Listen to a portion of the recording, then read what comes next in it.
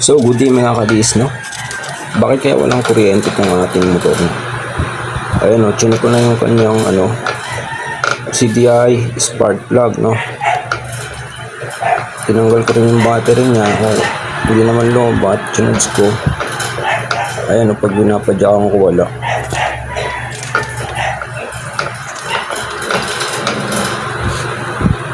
Tingnan nyo naman, no? Pero chinik ko na rin to, eh. Wala namang putol.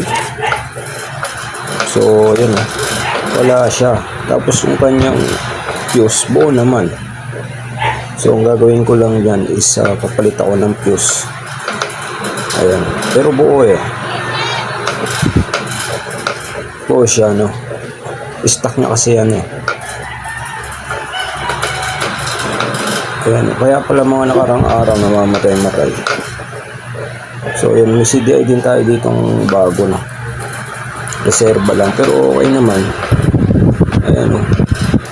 So, ayan, binuksan ko, wala yung battery. Pero dapat meron ng power. So, ngayon, no, ito yung ating gagawin na yan, no?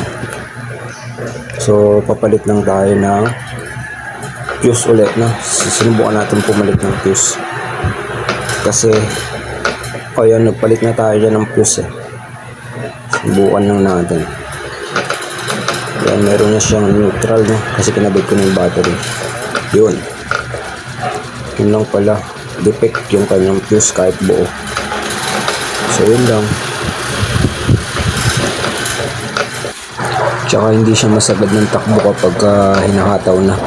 Parang napuputol-putol. Yun rin pala yun, no? So, check ko rin yung fuse talaga. Kasi hindi pala siya nakadirect sa battery, kundi doon sa may wire ng pinakabuuhan. Hindi kagaya na sa battery nakaano yung fuse. Ito, sa buong wire niya pala siya nakakabit, no? Kaya pala hindi natin ma-check. Ayan, okay na. Yun lang pala yung dahilan. Yun lang.